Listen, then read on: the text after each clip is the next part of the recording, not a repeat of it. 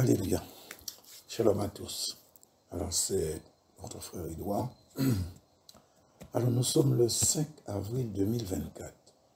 Je vais souhaiter la bienvenue sur la chaîne Jésus-Christ Révélation TV 7420 Edouard Videssin. Et aussi,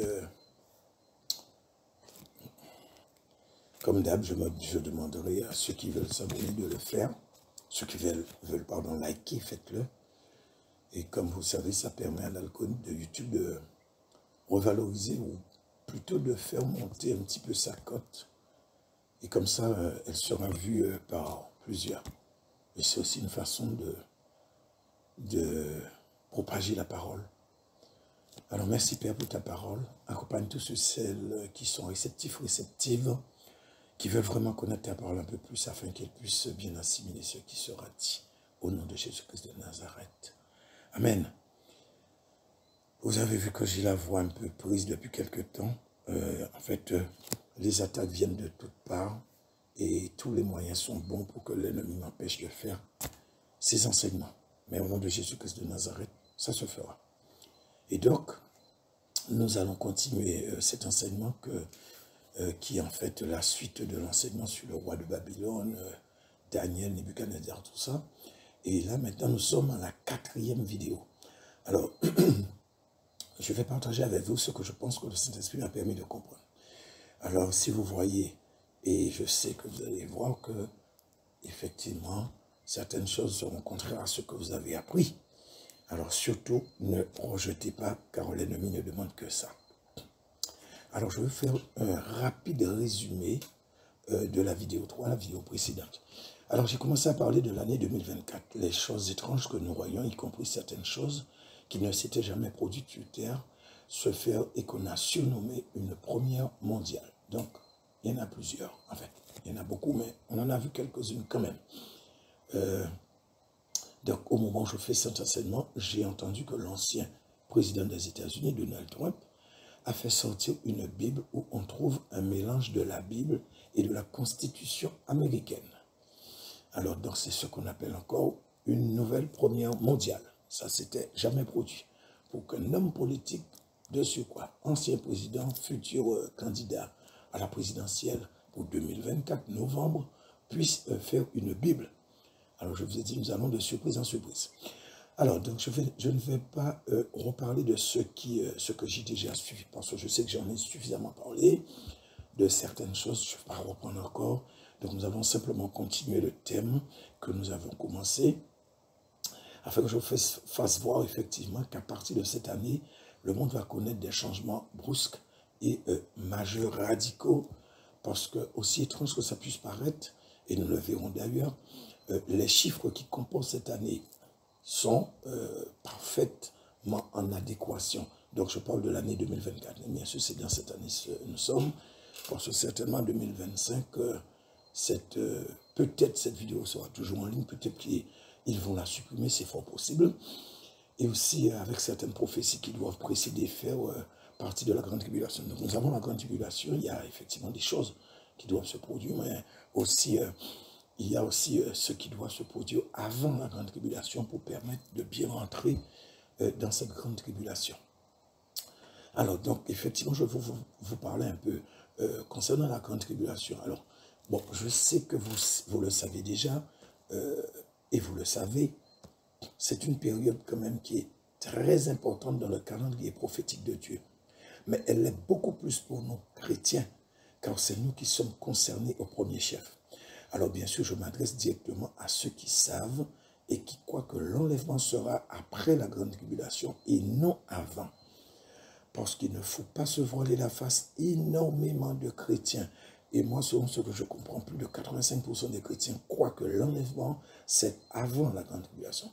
Donc je disais que nous sommes déjà entrés dans cette période qui est vraiment très cruciale pour l'Église corps de Christ.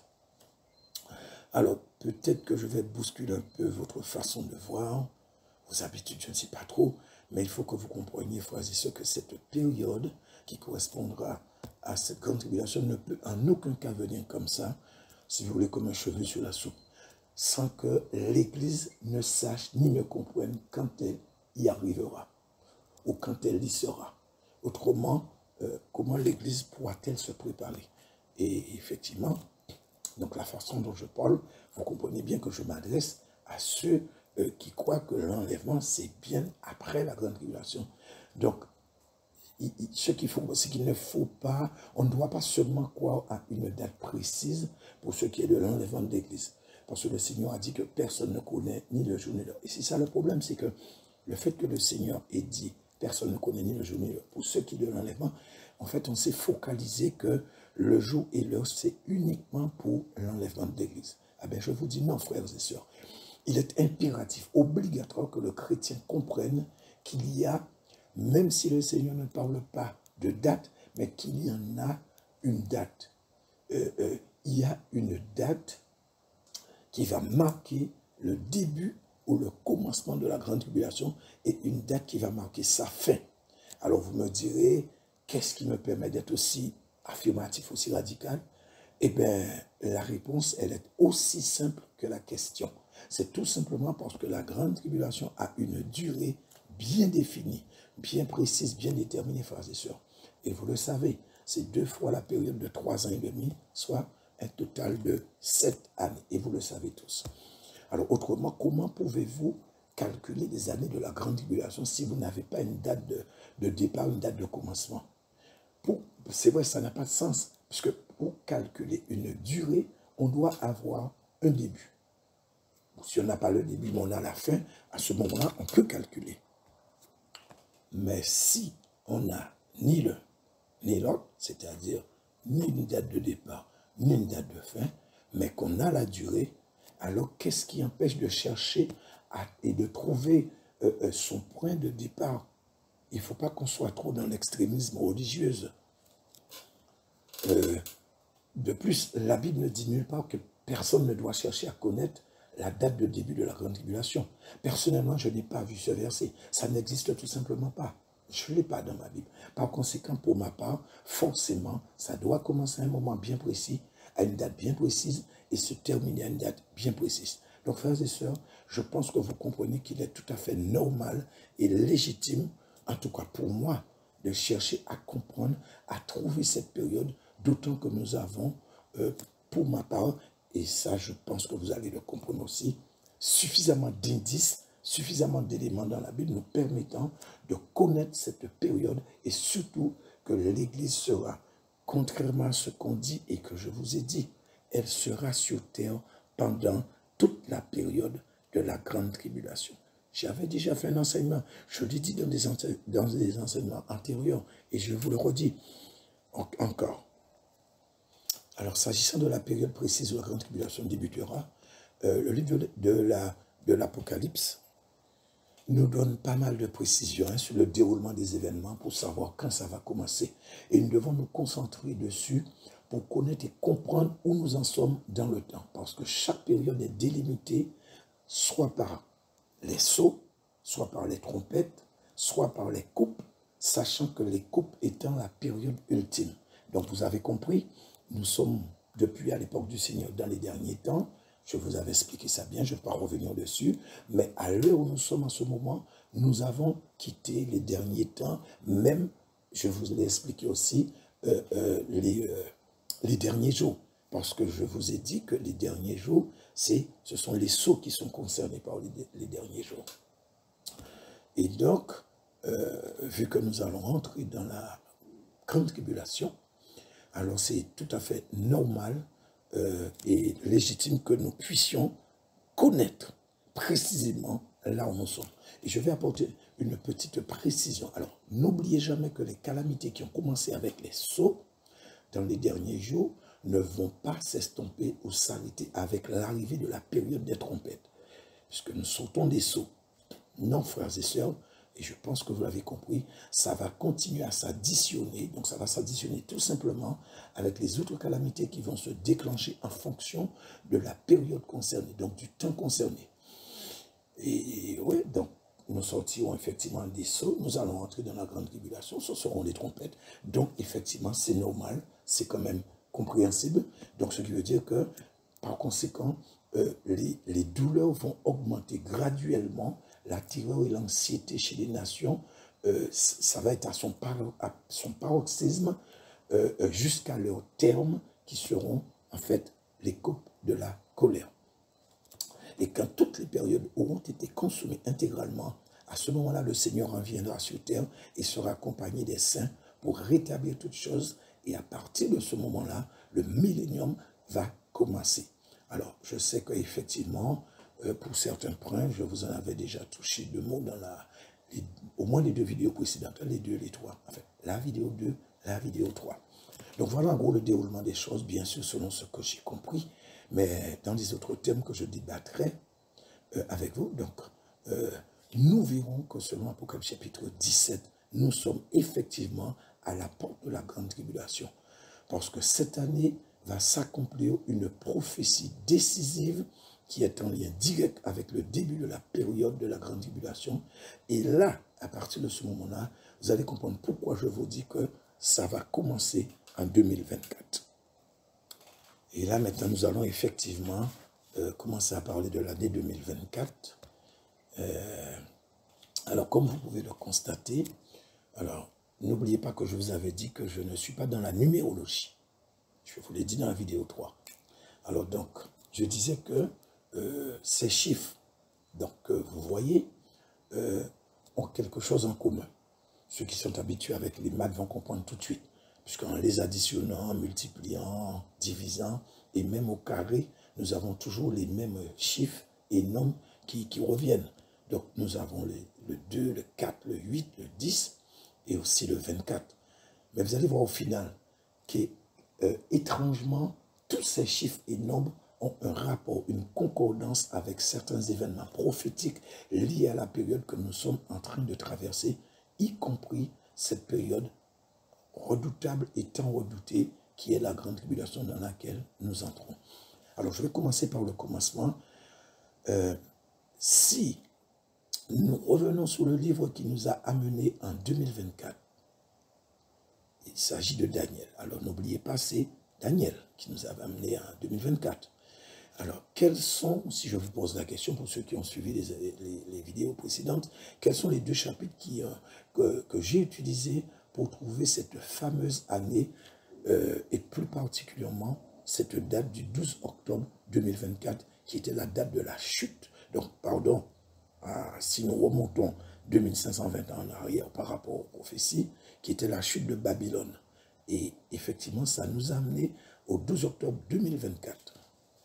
Donc, nous avions utilisé 2 chapitres dans le livre de Daniel. Il s'agit du chapitre 2 et du chapitre 4. Donc, le chapitre 2 qui parlait de la statue et le chapitre 4 qui parlait du grand arbre. Et après avoir prouvé que ces 2 songes de ces 2 chapitres de Daniel étaient liés et ne faisaient que répéter l'histoire, puisque c'est exactement ce qui s'était passé avec Pharaon. Et en calculant le temps prophétique que le roi est resté à végéter, et en appliquant à l'échelle d'une nation selon ce que Dieu applique pour elle, nous sommes arrivés en 1981 dans un premier temps.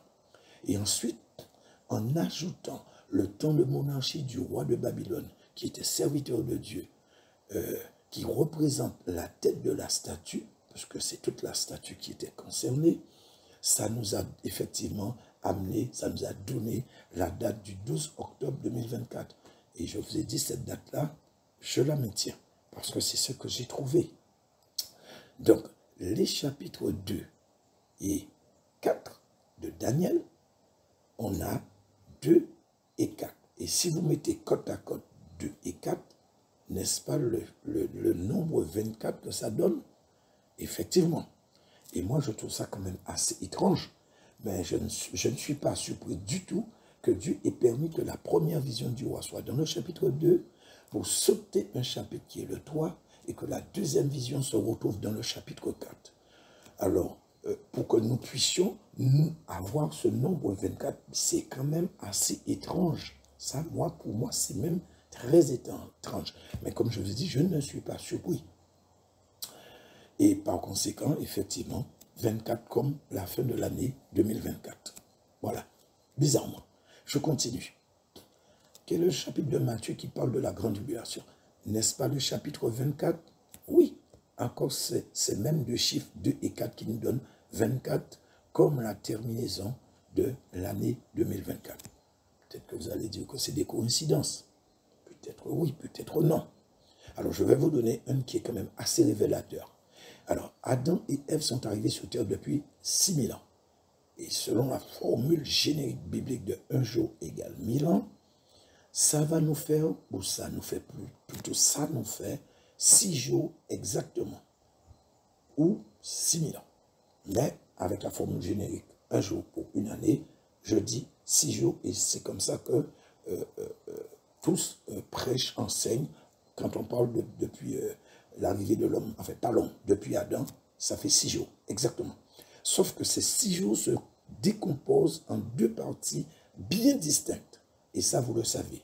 Donc, il y a la période de la venue du Seigneur jusqu'à nos jours. Donc, depuis qu'il est venu sur terre jusqu'à nos jours, ça fait 2000 ans ou 2 jours.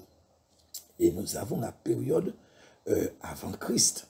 Donc, avant qu'il ne vienne, si on doit remonter aussi jusqu'à Adam et Ève, ou si on parle d'Adam et Ève jusqu'à Christ, ça nous fait 4000 ans ou 4 jours. Ce qui va nous donner encore 2 jours depuis Christ jusqu'à maintenant et 4 jours depuis Adam jusqu'à Christ. On ne les additionne pas, on fait comme la première fois, on les met juste côte à côte. Et qu'est-ce que nous avons? Encore le nombre 24. Ça fait beaucoup de coïncidences, n'est-ce pas? Si je vous parle de cette éclipse, il y a quand même une très grande particularité et que nous verrons dans quelques jours. Donc, cette éclipse aura lieu en 2024. Et sa date est le 8 avril 2024. Ça aurait pu tomber dans n'importe quelle année. Non, elle tombe étrangement en 2024. Alors, ce n'est pas parce que nous sommes en 2024 qu'il faut le voir comme ça. Cet enseignement, j'aurais pu le faire en 2018 et vous dire qu'il y a une éclipse qui vient en 2024 par rapport à tout ce que je vous ai dit. Donc, pour moi, c'est quand même assez étrange pour qu'on se pose en fait des questions. Et en plus, nous retrouvons toujours ces chiffres que vous avez à l'écran, 8 et 4. Mais aussi, nous avons 24 de l'année 2024.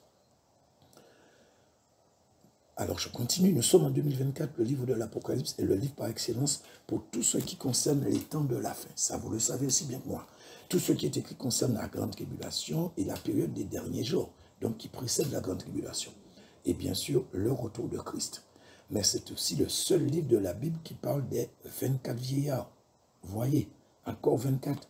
Nous avons le chiffre 10 aussi, tout comme les 10 vierges qui attendent l'époux. Dans le chapitre de Matthieu, le chapitre 24, qui parle toujours de la grande tribulation. Frères et sœurs, ça ne vous interpelle pas. Nous avons dans l'Apocalypse la fondation de la cité céleste qui porte le nom des 12 tribus et les 12 apôtres. Ça donne aussi 24, tout comme la fin, la terminaison de 2024.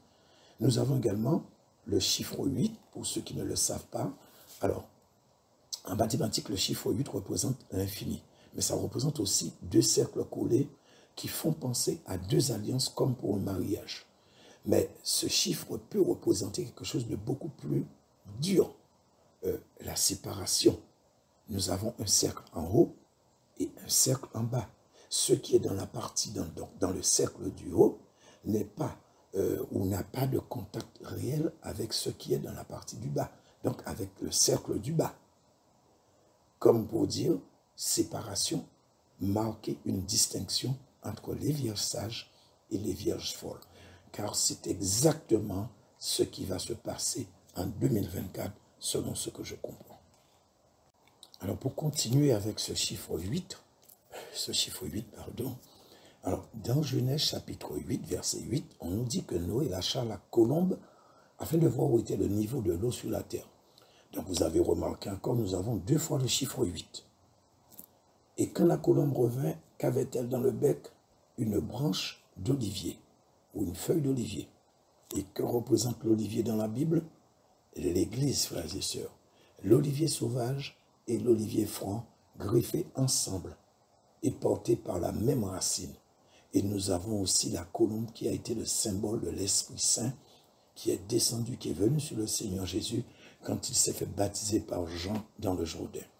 Alors, je vous pose la question, où était assis le Seigneur quand les disciples lui ont posé cette fameuse question sur les temps de la fin. N'est-ce pas sur la montagne des Oliviers? Et c'est dans quel chapitre de Matthieu que ça se trouve? N'est-ce pas dans le chapitre 24? Nous retrouvons la montagne avec cet arbre dont la feuille était dans le bec de la colombe, associée au chapitre qui est consacré presque exclusivement à la grande tribulation et au retour du Seigneur.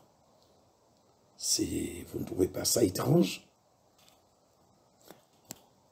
Nous continuons. Dieu a dit à Noé de faire rentrer dans l'arche, ou plutôt entrer dans l'arche, 7 couples d'animaux purs et un couple d'animaux impurs. Ce qui va nous donner 7 plus 1, encore 8.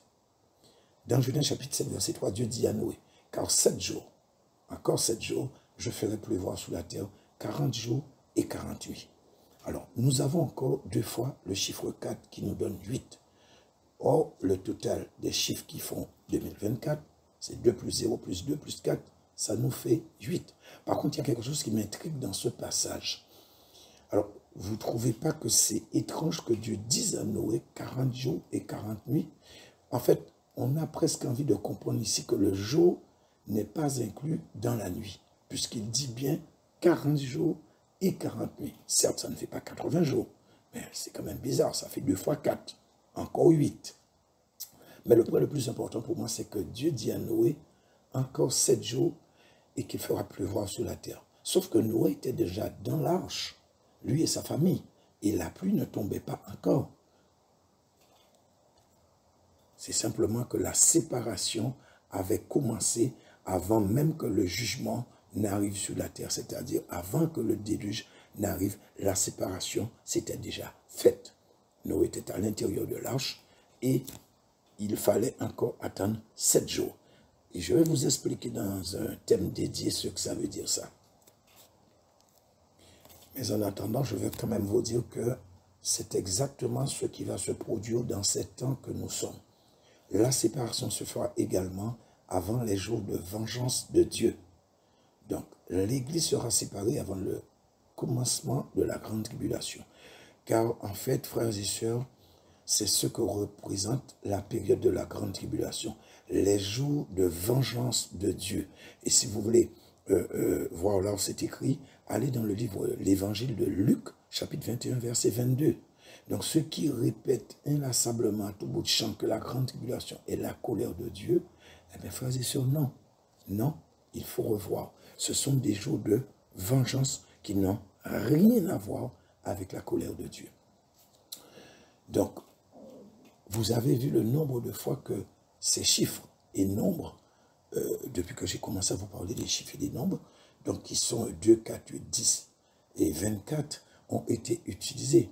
Et nous pouvons voir, aussi étrange que ça puisse paraître, qu'il y a un lien, un rapport assez évident avec le nombre 2024. En fait, tout tourne autour des chiffres qui composent 2024. Ce qui, en fait, qui se trouve être l'année, donc c'est-à-dire 2024, l'année dans laquelle nous sommes. Quoique, bon, en fait, ça ne représente qu'une toute petite partie dans la Bible, parce qu'il y en a encore beaucoup. Mais pour moi, on ne peut pas penser qu'il s'agit d'une succession de coïncidences, parce que ça en fait beaucoup trop. Personnellement, moi je suis très attaché aux détails, et même à ce qui pourrait paraître sans importance dans la Bible. Donc là je parle, par exemple, de certaines formes génériques qui sont utilisées, mais pas à bon escient. Et je puis vous assurer que c'est tout simplement bluffant, mais effectivement, comme je vous ai dit tout à l'heure là, nous verrons ça dans les autres thèmes, enfin en tout cas par rapport à ce qui sera développé dans cet enseignement, et vous allez vous rendre compte que ça ne fait qu'accentuer ce qui paraît être de plus en plus évident, et vous serez, bon, pour moi ça va donner ça, vous serez obligé à la fin de ne plus trop croire à une succession de coïncidences, mais vous allez vous rendre compte que c'est bien, ça devient une évidence, quoi. Et maintenant, nous allons voir le symbolisme, ou si vous préférez, la signification de tous ces chiffres selon l'alphabet hébreu, parce qu'effectivement, hein, quand le Seigneur a fait ce qu'il a fait, le français n'existait même pas. Je pense que l'anglais, toutes ces langues-là n'existaient même pas à cette époque, je ne pense pas en tout cas. En tout cas, vous allez voir que leur signification corrobore parfaitement avec ce qui se passe dans les paraboles et surtout dans les prophéties de Matthieu 24, 22 et 25. Ou si vous préférez 22, 24 et 25. Donc ce sont des prophéties, des paraboles qui sont liées essentiellement à l'Église, mais particulièrement à la période qui doit précéder la grande tribulation et la grande tribulation tout court.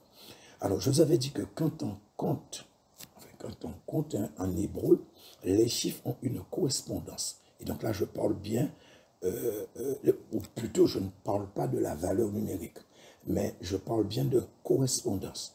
Alors je sais que parmi vous, il y en a certains qui connaissent déjà. Alors par exemple, le chiffre 1, ça veut dire bœuf. Le chiffre 2 veut dire maison, et ainsi de suite. Alors, je vais vous faire voir, pour ceux qui ne connaissent pas bien sûr, à quoi fait allusion le nombre 2024, qui est en fait l'année dans laquelle nous sommes. Alors, nous allons commencer par le commencement. Nous avons le chiffre 2. Le chiffre 2 symbolise ou signifie maison, à l'intérieur de nourriture, abri, famille. Donc ça, c'est le symbolisme pour le chiffre 2. Alors pour ce qui est du 0, je n'ai pas trouvé de 0 dans l'alphabet, bon, au niveau de... oui, en fait, bon, c'est dans le... Quand on compte en hébreu, bon, ça commence par 1, 2, 3, il n'y a pas de 0, mais en fait, bon, vous voyez que le 0, c'est un cercle. Et en fait, quand vous avez un cercle, vous avez l'intérieur du cercle et vous avez l'extérieur du cercle. Donc certainement, ça vous fait penser un petit peu au chiffre 8 qui a 2 cercles. Voilà. Donc je vais passer carrément au chiffre 4. Alors le chiffre 4, ça veut dire porte et battant. Donc comme pour ceux qui... À l'époque où, je ne sais pas si vous voyez ça, toujours il y a des... bon, c'est vrai que des fois, pour dans des hangars, etc., il y a des fois, on appelle ça bâton. Vous avez aussi dans les westerns, on montrait des portes de salon qui s'ouvraient sur les deux, enfin dans les deux sens, ils appelaient ça aussi bâton. Et donc nous avons enfin le 8, on en a parlé tout à l'heure là, mais là c'est son symbolisme, ce que ça veut dire.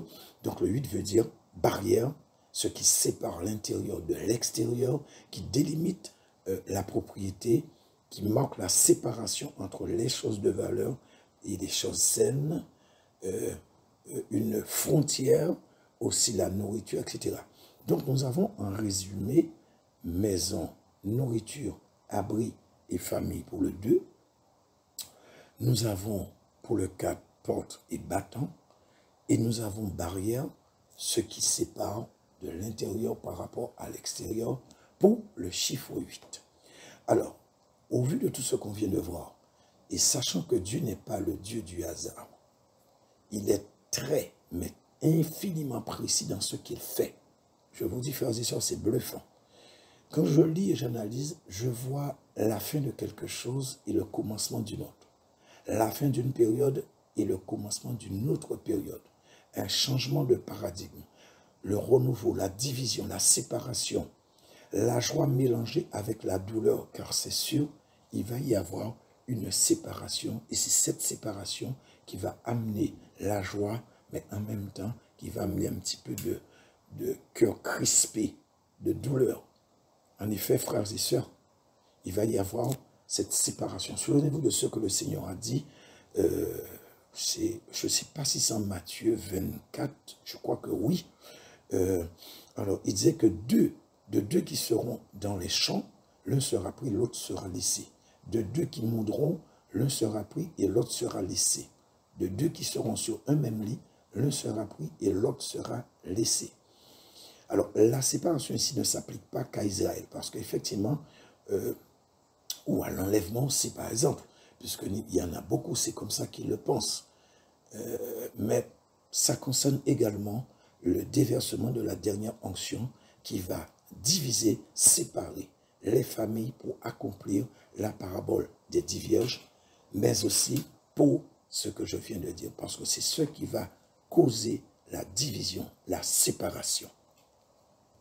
Et bien sûr, comme vous avez pu le comprendre aussi, tous ces chiffres, 2, 4, ça, 8, que nous venons de voir, où ça nous a donné le symbolisme on voit que tout tourne autour de, vous voyez, comme une maison, une propriété, la famille, le rassemblement, la protection, etc.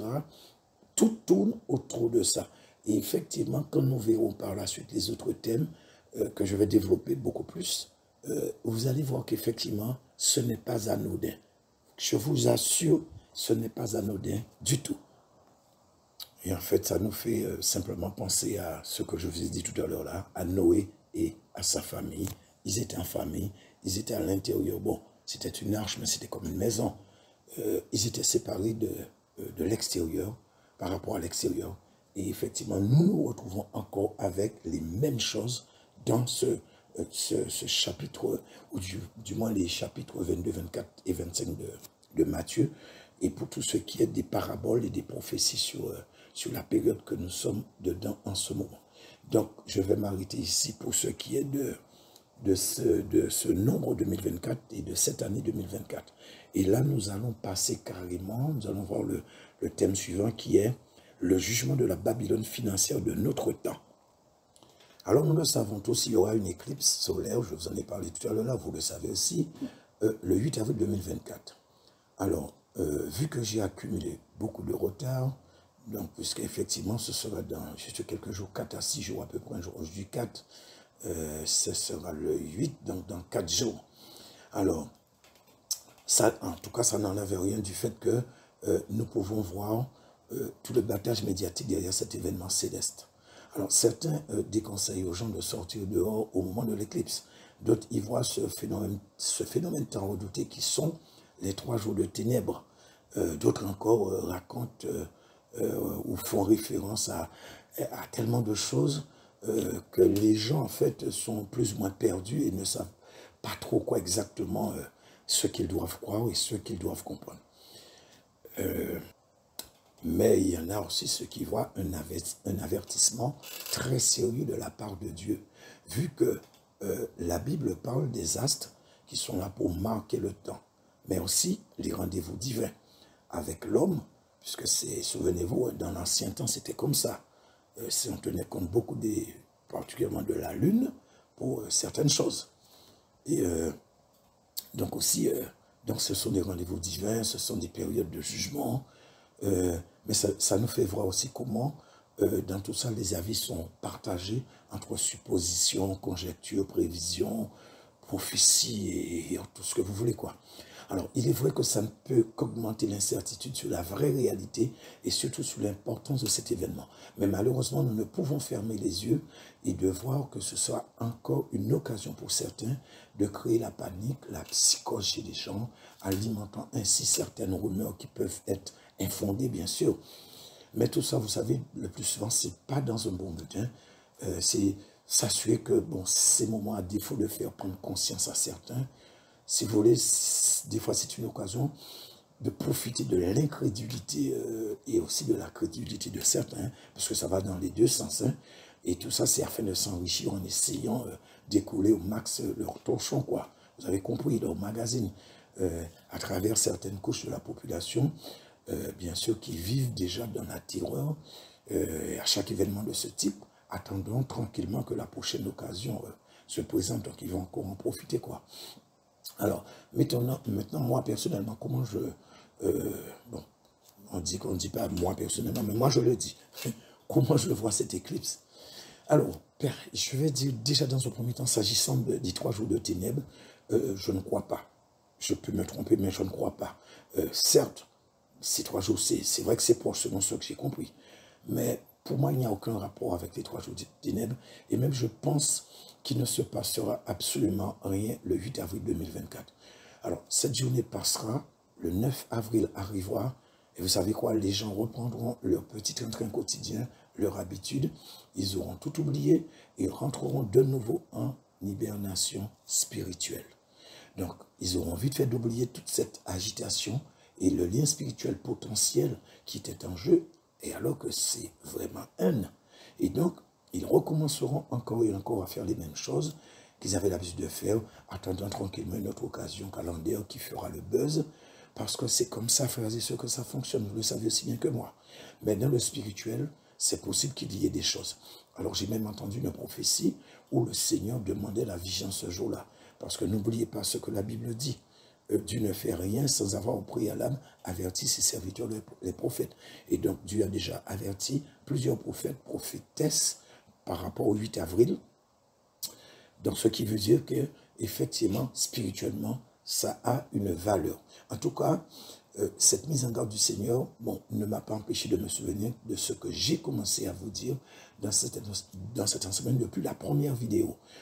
Même depuis l'enseignement qui a précédé cet enseignement et qui en fait, qui en est que la suite, c'est celui-là. Alors, s'agissant des choses, s'agissant parfois, des choses qui prennent place dans la période dans laquelle nous sommes en ce moment. Et surtout, l'intensité des choses. Donc, moi, je ne peux que m'en réjouir, pas par rapport au malheur, à tout ça. Non, non, pas, ça n'a rien à voir, mais c'est simplement de voir que ça va dans le sens de ce que je dis depuis le début. Alors, je vais vous dire en gros ce que je pense concernant cette éclipse. Alors, si nous revenons en arrière, c'est-à-dire en 2017, plus précisément le 21 août 2017, il y a une éclipse solaire qui a traversé les USA du nord-est en direction du sud-ouest, comme vous le voyez sur la carte. Et le 8 avril, donc dans quelques jours, 2024, étrangement, une autre éclipse solaire passera cette fois-ci du sud-est en direction du nord-ouest pour former un X. Comme quand vous voulez rayer quelque chose ou que vous dites « j'ai mis une croix dessus » et on n'en parle plus. Alors, en général, ce n'est jamais une bonne raison qu'on met une croix sur quelque chose. Soit c'est pour rayer, soit c'est à revoir ou un truc de ce genre. Or, nous savons tous que les USA doivent faire face, donc l'Amérique doit faire face à de très nombreuses décisions qu'elle a prises et qui ont influencé le monde entier, mais malheureusement toujours vers le mal, vers ce qui est mauvais. Et vont jusqu'à prendre, et pendant que j'y pense là, imaginez-vous que le président sort en ce moment, il a fait, je ne sais pas, la journée mondiale des LGBT. En tout cas, j'ai vu sur un cliché le drapeau LGBT et à droite et à gauche, le drapeau des États-Unis. Donc, vous voyez, c'est un truc qui ne s'était jamais produit à la Maison-Blanche directement. Donc, vous voyez, c'est du très lourd, frères et sœurs. Et donc, pour revenir sur ce que je disais, hein, par rapport aux décisions que les États-Unis prennent et qui entraînent le monde, des fois, ils vont jusqu'à prendre des sanctions contre tous les pays qui ne se plient pas à leur dictat, parce que c'est vraiment de la dictature, y compris le fait pour certains de ne pas s'aligner, par exemple, sur ce que je viens de dire, donc sur les droits LGBT, c'est-à-dire tout ce qui concerne l'homosexualité, vous connaissez déjà, et donc, et autres faits aussi, hein, donc hors ça, qui sont effectivement contraires à ce que Dieu préconise. Et en fait, ce pays est en train d'essayer de gangréner l'humanité tout entière, mais uniquement en perversion. Donc le mode, les films qui sont à Hollywood, et des blocus, le terrorisme. Je vous dis, le terrorisme, c'est eux qui sont derrière ça. La plupart des groupes islamistes qui existent, ce sont les États-Unis qui sont derrière ça. La CIA plus particulièrement. C'est la CIA qui a créé ces trucs-là, ça. On fait croire aux gens le contraire, mais c'est eux qui sont derrière ça. Même certaines coutumes et traditions qui sortent de chez des USA, telles que Halloween et autres, ben, vous voyez, c'est la perversion, ça, le fait des morts, ça c'est anti-biblique. Et en fait, ils ont rejeté Dieu alors que les États-Unis d'Amérique est une terre que Dieu avait donnée aux chrétiens qui étaient persécutés en Europe. Donc il y a au moins 200, 300 ans de ça, je crois. Ouais, à peu près 300 ans, autant que je me souvienne. Mais malheureusement, ils ont perverti ce pays en pactisant avec le malin. Et Dieu s'est souvenu de leurs péchés. Car trop nombreux donc sont leurs péchés en fait. Hein. Donc effectivement, ils ont un rendez-vous divin. Mais si le 8 avril 2024 sera un signe visible de la décision du Seigneur quant à leur sort, il faudra encore attendre selon moi. Alors pourquoi? Donc par rapport à cette date où il y a une sorte de frénésie générale, les gens, il y a une sorte d'excitation. Je vais vous expliquer pourquoi pour moi, rien ne se fera le 8 avril, mais je parle physiquement, hein, par rapport aussi à la décision du Seigneur. Alors, moi, personnellement, j'ai essayé de pousser ma curiosité un peu plus loin. Et là, bon, si je me trompe, tant pis. Mais je vais même dire, si je me trompe, ce sera quand même une très bonne chose. Mais si je ne me trompe pas, alors je vais dire, c'est pas bon. Alors, voyez ce que j'essaie de comprendre. Dieu ne fait rien au hasard. Même ses jugements ne viennent pas comme ça. Tout est méticuleusement préparé. Je vous l'ai dit tout à l'heure là, que Dieu était infiniment minutieux. Et même que ses jugements sont déjà prêts avant même que l'homme vienne sur terre. Ces jugements sont déjà prêts. Bon, alors moi maintenant dans tout ça, qu'est-ce que je comprends? Qu'est-ce que je veux vous dire par là? En fait, c'est un petit peu pour aussi inciter votre curiosité. Alors, la première éclipse, souvenez-vous, je vous en ai parlé. Donc, ça a eu lieu le 21 août 2017. 21 août 2017. Or, la prochaine aura lieu le 8 avril 2024. Ce qui va faire de 2017 à 2024, on va dire 7 ans, si on compte sur les doigts. Mais en réalité, comme je viens de vous dire, le fait que Dieu soit très précis dans ce qu'il fait, nous n'avons pas 7 années. Nous avons approximativement 7 ans. Pour être plus précis, nous avons 6 ans, 7 mois et 18 jours. Ou si vous préférez, 2422 jours. Donc, comme vous pouvez le voir, ça ne fait pas 7 années tout à fait, 7 ans, non. Et bon, par rapport à ce que je comprends, Dieu ne fonctionne pas comme ça, parce que ça, c'est de l'approximation quand on regarde entre les deux dates. Tout est réglé comme sur du papier à musique. Et moi, ce que je pense, c'est que je devais pousser ma réflexion plus loin, c'est-à-dire aller jusqu'aux 7 ans, parce qu'en fait, pour moi, je vois que c'est ça, quoi. Je ne sais pas comment vous dire ça. Alors, je vais un petit peu revenir en arrière pour bien vous faire comprendre là où je veux en venir. Et nous allons revenir en 2008. Alors, dans cette année 2008, pour ceux qui s'en souviennent, il y a eu un crash financier. Alors, le Dow Jones, qui est la principale bourse mondiale, vous savez, ça se situe à New York. Si je ne me trompe pas, il me semble c'est là. Alors, beaucoup de bourses dépendent du Dow Jones. Et quand elles toussent, c'est toute l'Europe et voire le monde entier qui est enrhumé, comme on dit. Bien qu'au fil des temps, les effets du Dow Jones deviennent de moins en moins décisifs sur l'ensemble des bourses mondiales. Donc, ça n'a plus, si vous voulez, de 2008 au moment où je vous parle de 2024, ce n'est plus la même chose. Mais là, à cette époque-là, il y avait beaucoup plus d'impact. Et donc, pour revenir sur ce que je disais, pour bien dire ce que je suis en train de vous dire, par rapport à ce que vous voyez à l'écran, il y a la capture d'écran de magazine. Et je n'ai pas pris sur Torchon Magazine. Vous voyez, c'est quand même un média quand même reconnu.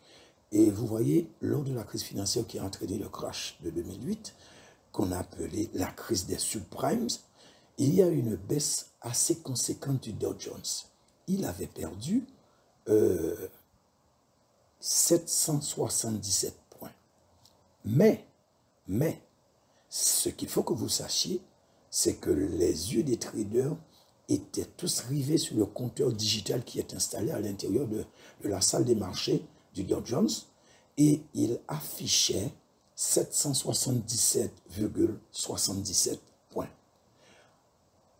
Puis, quelques secondes après, il a affiché 777,68.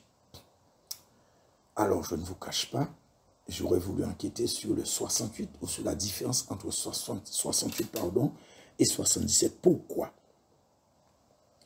Parce que, bon, pour moi, c'est tout sauf normal. Effectivement, bon, c'est tombé de 67 à 68. Ça fait une différence de 9. Pourquoi 9? Pour moi, ça a quand même une signification, une valeur. Mais bon, en tout cas, ça a été l'une des plus grosses baisses boursières. Mais en fait, ce n'est pas le fait que ça a baissé qui est important, ou encore l'intensité de la baisse, ou la panique chez les gens. Ce n'est pas ce qui est important pour moi. Mais c'est le nombre qui a été annoncé. Regardez, frères et sœurs, 3 fois 7, 777. Or, nous sommes bien dans les temps de l'Apocalypse. Donc, est-ce que vous pensez que c'était un hasard? Alors, je vous dis que non, vous n'y êtes pas. Si c'est ce que vous avez pensé, sachez que c'était un jugement divin sur le monde financier. mais aussi un avertissement très sérieux. Je pourrais même dire un avertissement sans frais, parce qu'ils ont pu remonter la pente dans les années qui ont suivi, mais toujours en gonflant la bulle spéculative. Or, une bulle, c'est fait pour exploser. Et plus la bulle, elle est grosse, eh bien, plus ça pète fort. Mais nous allons revenir de manière prophétique sur le livre qui concerne le temps dans lequel nous sommes. Vous avez compris, il s'agit du livre de l'Apocalypse.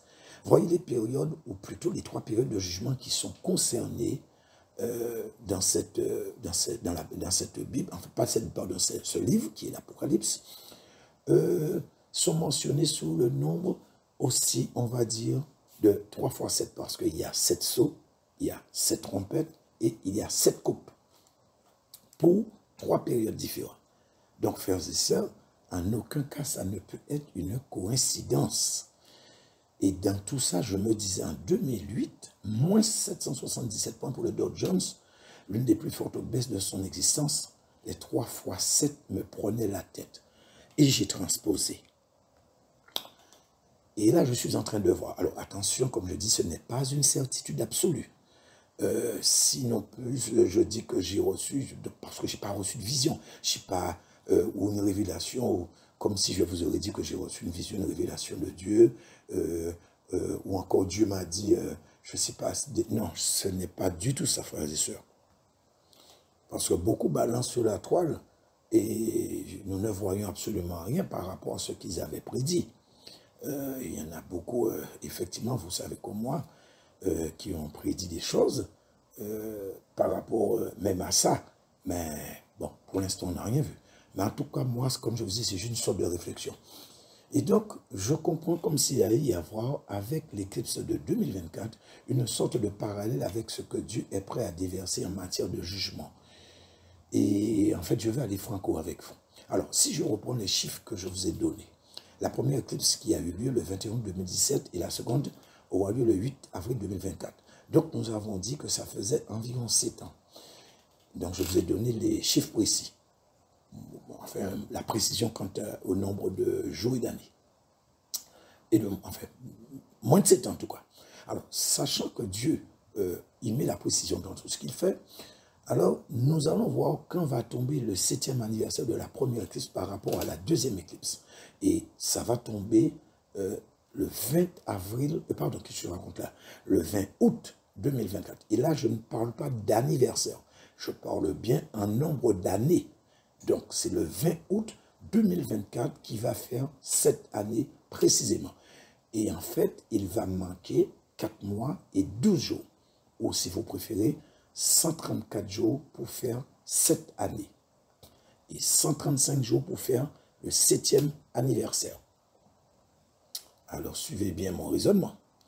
En conclusion, nous aurons cette année 2024, au mois d'août, le 7e anniversaire de la première éclipse. Ça fait un premier 7. Ensuite, elle tombe 7 jours après la Pâque, frères et sœurs. C'est étrange tout ça. 7 jours pile poil après la Pâque. Et là aussi, je dois vous préciser, ça tombe 7 jours après, pas le 7e jour. Donc, ça nous fait, frères et sœurs, 2 fois 7. Il manque juste un dernier 7 pour avoir les 3 7, comme pour la crise financière de 2008. Vous commencez à comprendre là où je vais en venir. Alors, quand j'ai calculé, j'ai trouvé qu'il y avait 7 semaines à partir du 22 août, qui est le premier jour après le 7e anniversaire de la deuxième éclipse. Et je tombe le 9 octobre 2024, c'est-à-dire 3 jours avant cette fameuse date du 12 octobre 2024. Cette date dont je vous ai parlé, que vous avez sur l'image de couverture. Et cette date que je commence à redouter, qui pour moi est la fin d'un temps et le commencement d'une nouvelle période. Et chose curieuse, je trouve 2422 jours entre les deux éclipses. Pardon. Encore, ces deux chiffres qui reviennent, 2 et 4, et quand on les met côte à côte, ça nous fait 2024, tout comme l'année dans laquelle nous sommes. Avouez que c'est quand même assez étrange tout de même. le nombre de 2 et de 4 qui nous rappelle 2024. Frères et sœurs, on ne peut pas rester indifférent, c'est sûr. Alors, certains doivent se dire, ouais, mais c'est tombé le 9 octobre 2024. Et qu'ils ne voient pas trop le rapport ou le lien avec le 12 octobre 2024, qui était la date que j'avais trouvée. Eh bien, je vais vous dire, si nombreux se sont trompés dans leur spéculation, même à travers des livres vendus, comme je vous ai dit, ah bon, c'est vrai que je n'ai pas été jusqu'à dire des livres, mais effectivement, ils ont vendu des livres ils ont mis un tas de dates, etc., et en annonçant des choses qui ne se sont jamais produites jusqu'à maintenant. Moi, tout ce que je fais, et c'est gratuit. Donc, vous voyez, c'est sur ma chaîne. Ma chaîne n'est pas monétisée. Tout ce que je fais, j'essaie de pousser ma réflexion et de partager avec vous ce que je pense avoir compris. Alors, pour revenir sur le thème, le message, enfin, pour la suite de ce que je disais, alors, du 9 octobre 2024 au 12 octobre 2024, frères et sœurs, il y a 3 jours. Or, dans mes analyses, et au vu des autres points que je dois développer, je vois bien s'intercaler les 3 jours de ténèbres, du 9 octobre 2024 au 12 octobre 2024. Je pense que ça pourrait s'accomplir, cette prophétie terrifiante. Mais pour l'instant, je ne peux pas être affirmatif à 100%. Mais ce n'est pas à exclure. Et le fait que je dois en parler et développer justement un thème qui est réservé, dédié aux 3 jours de ténèbres, j'espère que le Saint-Esprit me permettra de comprendre, parce que je commence à comprendre, comme si, frères et sœurs, que les 3 jours de ténèbres, c'est pour 2024, vers la fin, ou du moins un petit peu avant la fin de l'année. Mais quand le thème, le moment sera venu pour développer, je verrai. Ça se pourrait que le Seigneur me permette de comprendre mieux. Donc, frères et sœurs, voilà là où je voulais vous amener. Ce que je vais partager avec vous, comme je vous ai dit, c'est juste ma réflexion. N'allez pas dire que j'ai dit que j'ai reçu de Dieu qu'il va se passer quelque chose. Là, je m'engage et je compte que forcément, il va se passer quelque chose de majeur, c'est sûr. Là, je suis sûr à 100%. Et bon, c'est vrai que, enfin, en tout cas, moi, tout ce que je sais, c'est que j'ai une ferme conviction, que comme je viens de vous le dire, à 100% qu'il va se passer quelque chose de majeur. C'est clair. Et je ne vais pas revenir sur ce que je dis, parce que c'est ce que je comprends. Alors, en tout cas, ceci dit, quand même, j'ai quand même essayé de voir dans la Bible à quelle période les 3 jours de ténèbres s'étaient déroulés quand les Israélites étaient, donc le peuple hébreu était en Égypte. Et bon, et selon ce que je crois comprendre, ce serait peut-être aux alentours de mars-avril. Mais en fait, comme je vous ai dit, je dois affiner mes recherches, parce que je ne peux pas venir vous pondre quelque chose comme ça avec une certitude absolue. Non, il faut que je fasse encore des recherches. Bon, alors qu'est-ce qui pourrait se passer? Effectivement, je vous ai parlé de la fin d'une période et le début d'une nouvelle période. Mais, frères et sœurs, c'est vrai qu'entre-temps aussi, et ça se pourrait aussi que pendant cette période-là aussi, dans cette zone, en tout cas, il se pourrait qu'il se passe quelque chose, en tout cas, de vraiment catastrophique, non seulement pour l'Amérique, mais aussi par ricochet, en fait, le monde entier va être impacté, vu que nous sommes entrés dans le temps des périodes de catastrophes apocalyptiques. Donc, nous sommes déjà en jugement déjà. Donc, comme je vous ai dit, hormis ces 3 jours de ténèbres, ils attendent effectivement ce qu'on appelle le Big One. Vous savez, c'est cet énorme tremblement de terre majeur. Et il y a effectivement des signes, et les scientifiques sont en train d'alerter le monde par rapport à ça. Ça se pourrait aussi que ça soit le plus gros crash mondial, un effondrement financier majeur. Et c'est vrai parce que c'est entre le mois de septembre et le mois d'octobre, mois de jugement financier sur allez faire des recherches, vous allez voir que en principe, les crashs, les derniers en tout cas, c'est toujours dans cette période, septembre-octobre. Vous voyez, c'est aussi la période où il y a le plus d'ouragans, c'est le début des ouragans, septembre-octobre, c'est cette période-là. Nous avons des inondations aussi, c'est toujours vers cette période-là. Donc vous voyez, c'est une période qui n'est pas très très propice pour nous, quoi. Mais en tout cas, ce qu'il faut que vous sachiez, c'est que si effectivement il y a ce crash, ce gros crash financier, cet effondrement financier majeur, eh bien, ça va entraîner une famine mondiale sans précédent, frères et sœurs. Ça, je vous le dis. Mais ça, je vais développer aussi. Ça se peut aussi qu'il y ait l'éruption d'un super volcan tel que le Yellowstone. Les Américains sont aussi au qui-vive. Enfin, plutôt, ils sont sur le qui-vive. Parce que effectivement, le Yellowstone est en train de montrer des signes. Il se pourrait aussi que ce soit aussi, mais je ne pense pas que ce soit seulement une grosse MC. En fait, c'est ce qu'on appelle une éruption de masse coronale. Alors, pour être plus prosaïque, plus terre à terre, si vous préférez, on va dire c'est comme quand on a des gaz et on fait un gros pain. Donc, ça fait beaucoup de bruit. Donc, imaginez un instant que c'est le soleil, parce que c'est du soleil que ça sort, qui nous fait un énorme pain en direction de la Terre. Donc, c'est une sorte de grosse bulle qui va entraîner, si vous voulez, une grosse masse, un afflux important de particules chargées en direction de la Terre. Donc ce sera une grosse boule de plasma et qui ne s'est jamais produite, quoi. Parce que comme nous sommes en 2024 et nous avons des premières mondiales, donc ça se pourrait aussi que ce sera la plus grosse jusqu'à maintenant. Et en fait, c'est ce qui crée les aurores boréales, pardon. Et alors, effectivement, la Terre est protégée, Dieu a protégé la Terre avec un bouclier. Et quand il y a des EMC, effectivement, la friction crée ces aurores boréales qu'on voit, mais c'est plutôt vers le nord. Hein. Mais en fait, les scientifiques nous ont dit que le Soleil connaissait un regain d'activité déjà en avance par rapport à ce qui était prévu. Donc, en 2024, normalement, ça devait commencer en 2025 pardon, sur leur prévision. Mais ça a commencé en 2024, étrangement encore. Donc, vous voyez, 2024 toujours.